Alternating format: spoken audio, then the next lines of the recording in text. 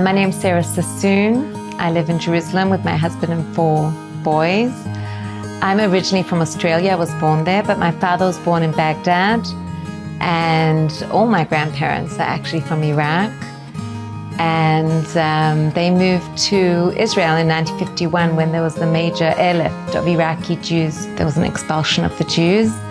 And in the late 60s, my family moved to Australia, and I was born there. My maiden name is actually Hakim, which is Chacham, which is the name they gave to the rabbis in Iraq. My husband's family was actually Hayek in Baghdad, which was also a very well-known family. And they moved to Manchester in 1924, I think it was, and they changed their name. It's Hayek, because as you can hear, it's hard to pronounce. So they changed it to Sasson. Growing up in Sydney, I was always very different. I grew up in a Middle Eastern home, but outside obviously was Sydney, Australia. It was people from more Western and just different foods and ways of speaking. And but at home we had Iraqi Jewish food. We listened to Iraqi Jewish music, especially my grandparents' house, where my grandmother barely spoke English. She'd speak like a mix of Judeo-Arabic and Hebrew and English. So growing up, I wanted to just fit in Sydney, but I never did fit in because I was only first-generation Australian and my parents were immigrants. As I grew older, I grew more curious, and especially as when I was 17, I went to university. I used to hang out at my grandparents' house all the time. And I sat with my grandmother a lot. And I think from there, the feeling of being with her made me realize that she comes from a place I knew nothing about. And the older I grew, and when I got married and had my own kids, I was like, well, what is Baghdad? Where are my grandparents from? My grandmother was actually from Al-Uzair, which is a village in southern Iraq where the tomb of Ezra the scribe is. And that's where she grew up, by his shrine. And I didn't know any of this growing up, but I did a lot of research, and I began researching about the Iraqi Jews. And they were there for over 2,600 years since the exile from Judea. And I realized, wow, there are so many stories here that I need to explore, and that's been my passion and obsession.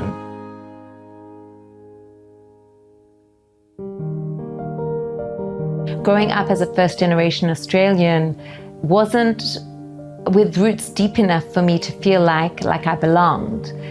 When I began studying and researching Babylonian Jewish history, and really beginning with the exile from Judea with the books of Ezra and Nehemiah, really reading them and studying the cuneiform tablets they found in Al-Yahudu, which is the city of Jews that existed during that Babylonian exile period, I really began seeing that there's always been a Jewish presence there, and I studied all the history, and it made me feel like I come from somewhere, and my grandmother's customs and traditions and our special Jewish traditions have a long heritage. So it gave me a deep sense of belonging. It's always been there, this need to reconnect with my roots.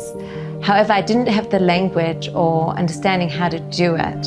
When I came to Israel 10 years ago, that was really the opportunity for me to delve much deeper into my writing and researching and giving a voice to the Iraqi Jewish experience. And suddenly I belonged in a way I had never belonged in Australia. The community, the Iraqi community, actually calls themselves Bavli, like Yehudei Bavli. The term Mizrahi, I feel, is an important term though, because it gives a sense of connection to Jews across the Middle East and North Africa. And the truth was, if you study any community in the Middle East, you'll see there was always interconnections, either rabbinically, communally, there was intermarriages between the communities. There was always a connection, like there was always a connection to Eretz Israel. So I like the fact that for Jews, we have an appellation that refers to all of us and creates a sense of community between us, which I think is also important. Most Iraqi people I meet, my age, younger, older, I ask them, do you know about the history in Iraq? Do you know that a third of Baghdad was Jewish in 1917. Do you know anything? Do you know about the Farhud, which was the massacre in 1941? And they'll say no, they weren't told.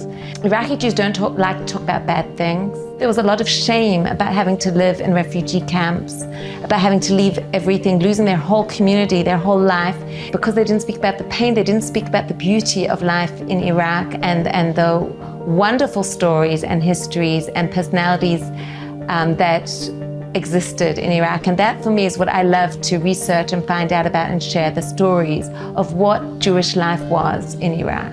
Under King Faisal, he was very into coexistence. He said, we are Iraqis, the Muslims, Christians, Jews, we are all Iraqis, and we're going to create this country together. That was his belief and his vision for the country. Unfortunately, the Nazism that did enter the school system, the pan-Arab nationalism which saw in Iraq for Arabs and minorities were not going to be part of that or were not welcome, began to infiltrate the school system. We see this with the 1941 Farhud massacre. We have 179 names of Jews killed, but the truth is there were more. There were many more who died and we don't know their names. And the amount of damage was catastrophic.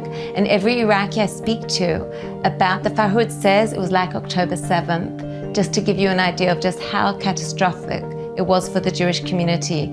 So when you look at the Jews leaving 1951, you cannot forget 1941. You cannot forget the Farhud and the seeds of anti-Semitism that had been planted in the 30s, which included Hebrew being outlawed, which included all Jewish Palestinian teachers being sent back to Palestine at that time. Israel was not established.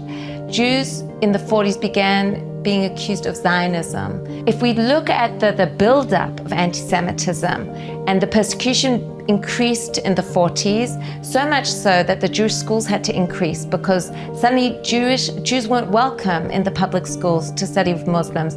There were just so many anti-Semitic incidents that took place. And if I speak to Iraqis, they share those stories with me.